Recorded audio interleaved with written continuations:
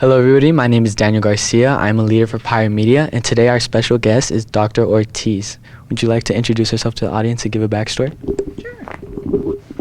Well, hi, my name is Dr. Treasure Ortiz, and I am a resident of the city of San Bernardino and currently running for city council. But I've actually was born and raised in Big Bear and went to Big Bear High School. Go Bears. So I know we used to play CIF down here against Aquinas, and we used to beat them. So if you guys play Aquinas and you beat them, good for you too. Right now, I've been a 14-year resident. I'm a professor at Cal State. I am in law school, finishing up my second year as I move towards hopefully managing city government another way. I got a bachelor's and a master's degree from Cal State San Bernardino. So I'm an alumni of our local university, and I got my doctorate at the University of Laverne. So I'm like super nerdy, and I love education. I think that anything that you can put in your head is probably the most valuable thing you'll ever earn in life. And I have 4 dogs. No kids, which means I have a lot more money than most of my siblings, and that makes me very excited. But yeah, that's about it for me. Motivated you to pursue a career in public service and ultimately run for city council ward? Well, I have a really in-depth background. My family is a strong union family, and being a part of organizations that fought for just the everyday worker really pushed me into a life of wanting to serve. And in government, it gives us this great opportunity to give back to the residents and to reinvest ourselves through our tax dollars and education into what we do. And I've had the great privilege of being able to do that in the city of San Bernardino. And then my education, I wanted it to be a working living degree. And that being on that side of the aisle and inside of City Hall and other city governments allowed me to see the politics and where there are a lot of like donut holes that can be fixed. And so given the opportunity a few years ago to jump on the other side of the aisle, I was like, hey, I want to be a policy maker. Public service is really policy implementation. And this allows me to have a voice and give a voice to other residents like myself. San Bernardino has a significant homeless population, many residing in our local parks. What specific policies or programs would you implement to address homelessness, and how would you ensure they are both humane and effective? So this is a very big issue because there's so many different communities inside of like the idea of being homeless. And what I want to look at it as what it is, a multifaceted approach. We currently have a lot of veterans on our street, and yet no relationship with the Veterans Administration in Loma Linda. And so I want to create that relationship so that they can come out and be able to speak to the veterans in a language and a level of understanding and respect of which they will take into themselves and then get the help that they receive. We have seniors who make up another large population on the streets, and that is going to take making sure that we have affordable housing as they're being priced out. I don't know if you guys know this, but as people get older, most end up on a fixed income of about $1,100 to $1,200 a month, and the average studio in the city of San Bernardino is $900. And then to live in like private care facilities is very expensive, upwards of $9,000 a month for 24-hour care. So I want to make sure that we're building affordable senior housing, that we're also working with other organizations who care for directly seniors. We have trans youth who are part of that transitional youth group who are aging out of foster care, who have either been in the system or they're runaways. And I want to make sure that they have a safe place. You can't just put children with adults and think the environment's going to be sustainable. So I've been working with nonprofits on that. And then we have drug addicted and mentally ill people. And the solution is there's this idea of like housing first, but someone who is not 100% aware of where they're at or what they're doing at the time, really we need to focus on treatment. And so I want to work on expanding our reach onto the Patton State Hospital campus, which is not to incarcerate them, but to put them in acute treatment facilities and give them their meds or the type of therapy that will allow them to then be able to accept, a permanent living situation. Following the topic of our community, crime rates are a persistent issue in San Bernardino. What are your plans to improve public safety, and how do you plan to balance crime prevention with the need to build trust between law enforcement and the community? So, policing is a community effort. And when I worked for the city of San Bernardino, one of my jobs was to hire for the police department. And what I learned is most of the people are coming from outside. What we really need to do is invest in homegrown heroes. It's very hard to shoot or have an altercation with somebody that you know that you grew up with, or to be able to come into a situation and see someone and be like, I can identify you as a person and not just a suspect. And what I want to see our city do, and our new chief of police has been really good at this, is come into the schools, into the community, create a cadet to career program, because most of the kids in the city of San Bernardino that want to be on track to become in law enforcement get in trouble between the ages of 18 and 20 and a half. And if we can create careers like code enforcement officers or parking enforcement, give you guys an opportunity to go to Valley or Cal State, be earning a degree and getting paid, that will keep you within the department.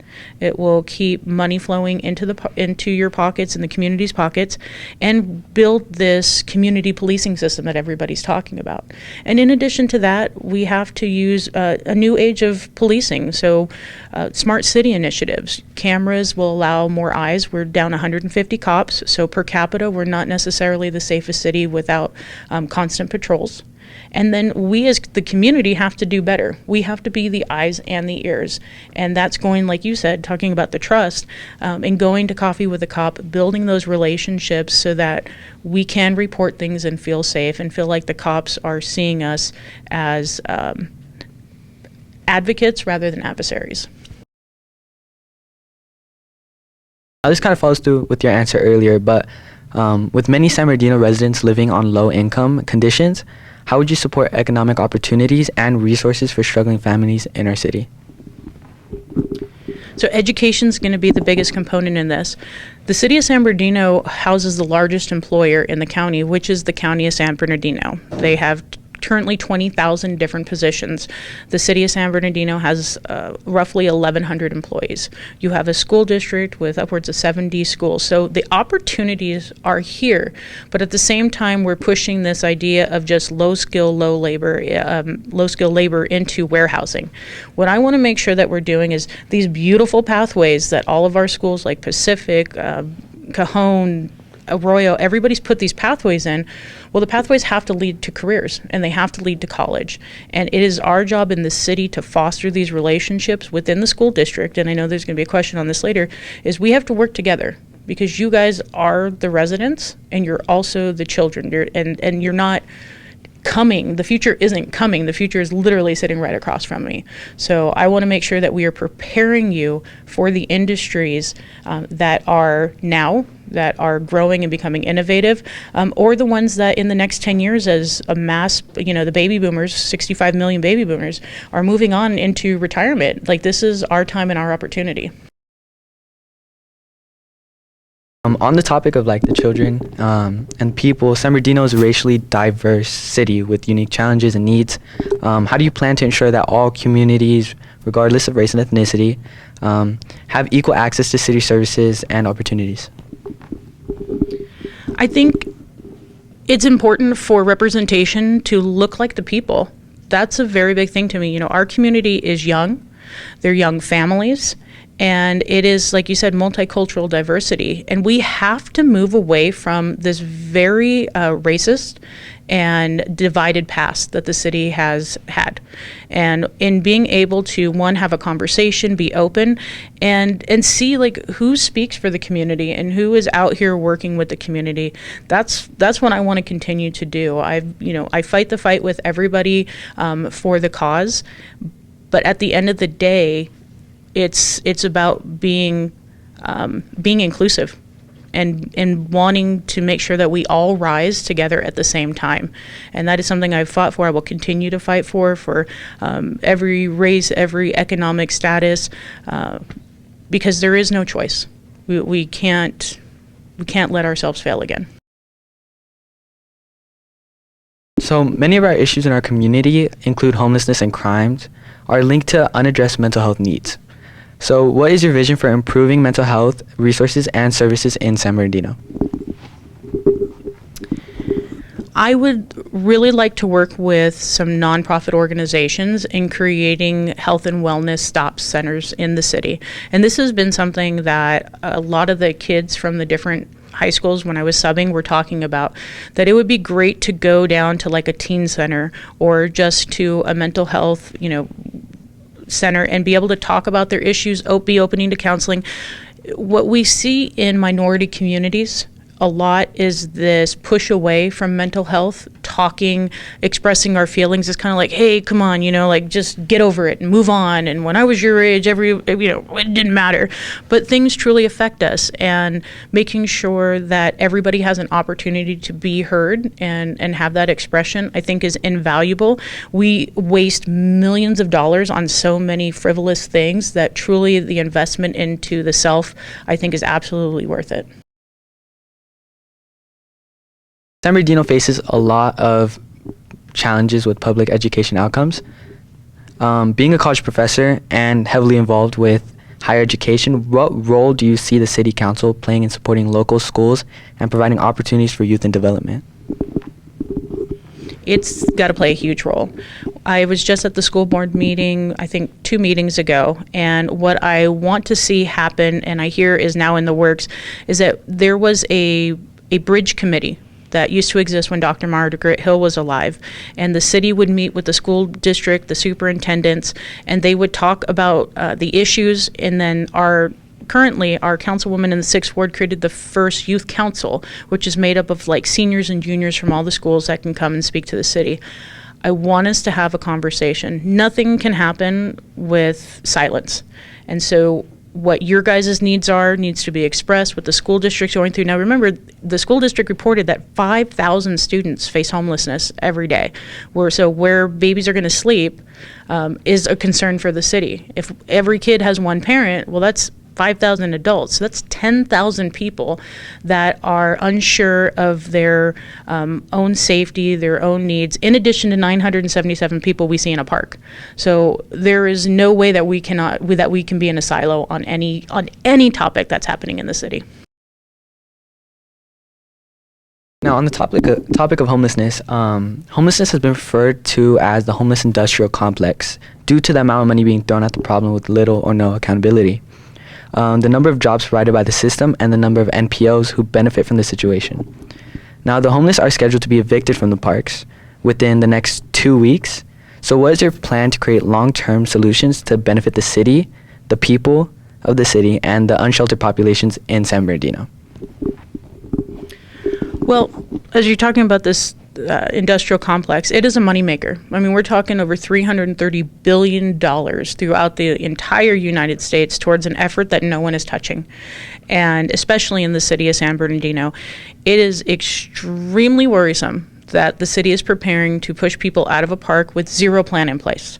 And, as I laid out what I want to do for the mentally ill, for the transitional youth, for the seniors, that's all long term. And what truly the question is what are we going to do tomorrow? What are we going to do next week? And we need to make sure that we're prepared for emergency shelters. The city has a thing called surplus land. So anything that government owns, they can utilize for different services. What I want to do immediately in the next 2 weeks is push the city, in which I am advocating behind the scenes, is to go put the toilets and the wash basins and mobile showers on a city parcel, and not just push people out of the park and into the neighborhoods and into the flood channels, but allow them a safe place to be where we know where they are. I mean, you guys walk in, I mean, Paris Hill is right here. The level of safety, health is very important to the community, and it's not enough to just say, okay, the parks are clean. You have to make sure that all of this investment, right? The city's received $60 million. Where's the money going, and who's it going to, and who's being helped with that? So that's the immediate thing, is what are we doing next week? Thank you. That was our final question. Thank you so much for coming here and giving your time. I know you're super busy with all the amazing things that you're doing. Is there anything you would like to address the audience or say or add? I just want to thank you guys so much. I think this is absolutely amazing that you're asking these questions, that you are engaged and involved, because this is what is going to change the city of San Bernardino. The youth preparing to take over as leaders, and from everything I've seen and heard of you guys today, like, I can't wait to be pushed out in the next 4 years when you graduate, because this is exactly what we need. So thank you so much for inviting me. Thank you so much for your time.